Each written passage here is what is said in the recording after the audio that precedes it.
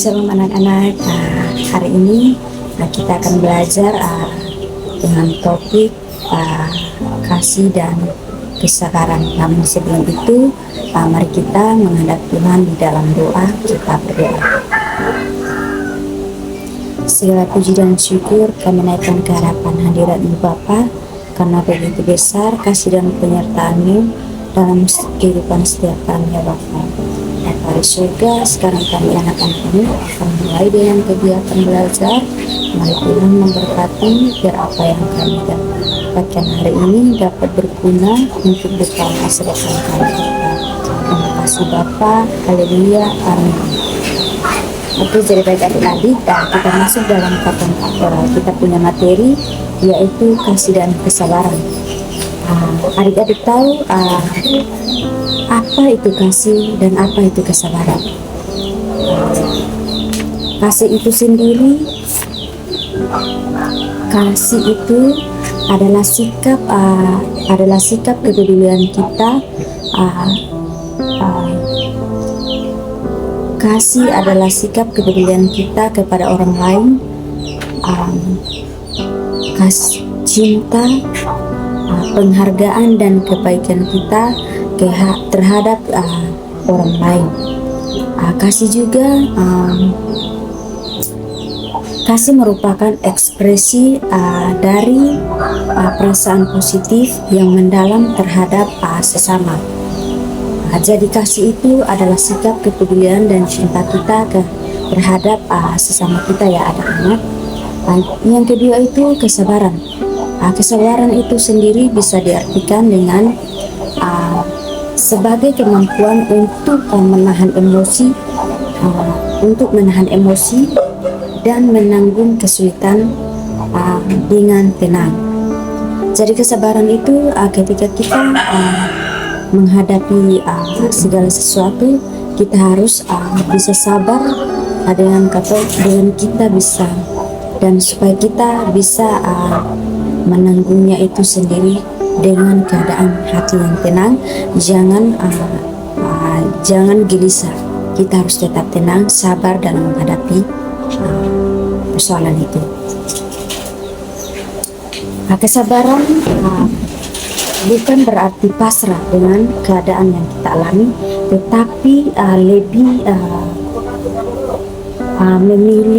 tetapi melainkan kegigihan dalam menghadapi situasi yang menentang dengan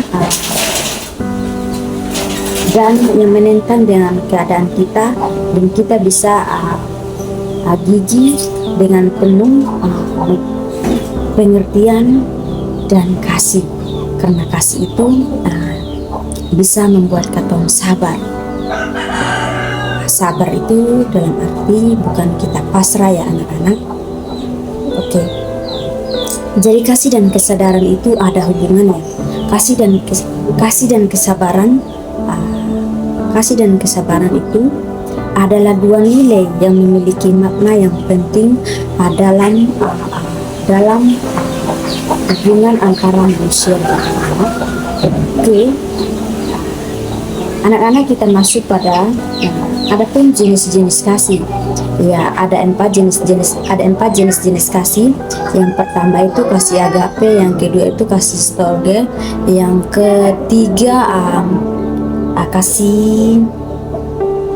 ketiga itu kasih eros, dan yang keempat itu kasih filio. Mari kita membahasnya satu persatu ya anak-anak. Kasih yang pertama itu kasih agape, di mana kasih agape itu sendiri adalah kasih tanpa pamrih, yaitu kasih yang dinyatakan dalam Alkitab itu kasih tanpa pamrih, yaitu yang dinyatakan kasih Kristus itu yang dinyatakan untuk menebus dosa-dosa kita manusia ya anak-anak. Jadi kasih agape itu kasih Tuhan Kristus kepada kita yang tanpa pamrih.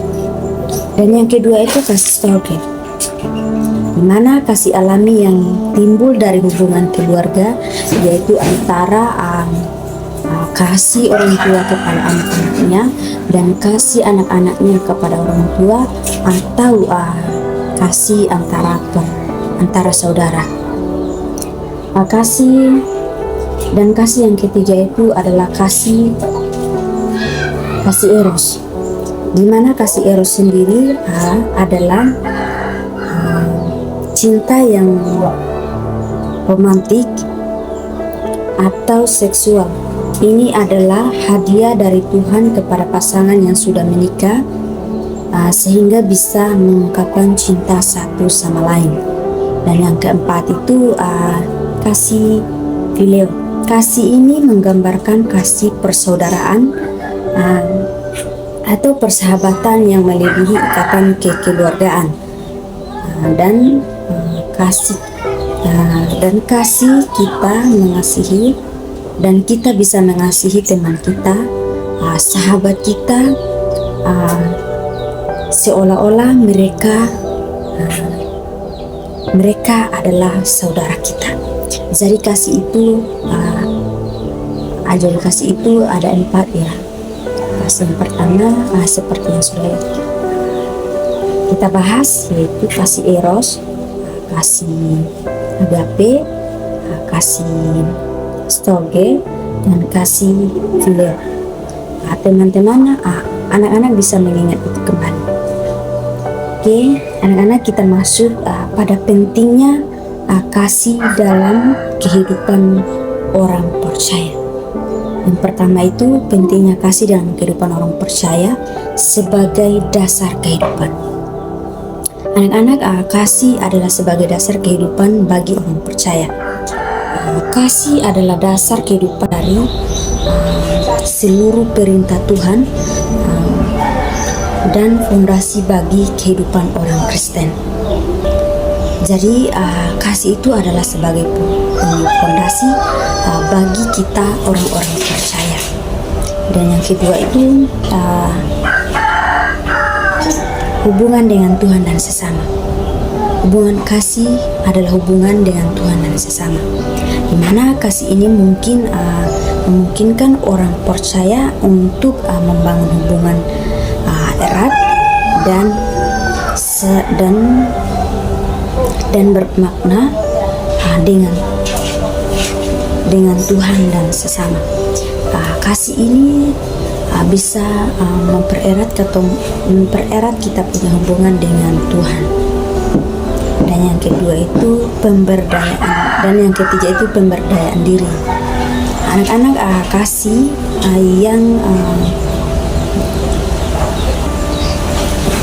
yang diberikan akan memberdayakan orang percaya untuk lebih baik lagi.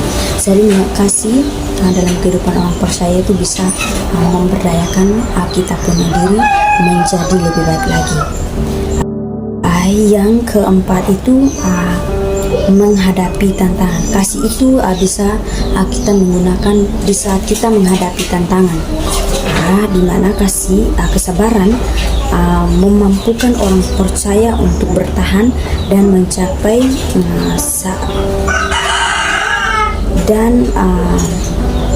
mampu mengendalikan emosi dalam menghadapi masalah. Yang kelima itu anak-anak mempertahankan iman, di mana dalam kehidupan orang percaya mempertahankan iman, kesabaran membantu orang-orang percaya untuk tetap teguh dalam iman, terutama saat menghadapi godaan. Jadi kesabaran itu bisa memperkuatkan kita punya iman saat kita mengalami godaan atau masalah. Yang keenam itu menjaga keharmonisan. Kesabaran memungkinkan orang percaya untuk menjaga keharmonisan dalam hubungan dengan orang lain. Jadi pentingnya kasih dan kesabaran dalam hubungan orang percaya itu adalah menjaga keharmonisan dengan orang lain. Oke, anak-anak, ada juga hubungan antara kasih dan kesabaran. Yang pertama itu kasih sebagai dasar, seperti yang sudah kita bahas tadi, yaitu kasih sebagai dasar. Kasih adalah sebagai dasar yang memotivasi dan mendasari kesabaran dalam kehidupan orang beriman. Yang kedua, kesabaran mengapresiasi, mengekspresi kasih. Kesabaran adalah cara praktis bagi orang beriman untuk mengekspresikan kasih kepada Tuhan dan sesama. Dan yang ketiga itu saling melengkapi. Jadi kasih dan kesabaran itu mereka saling melengkapi.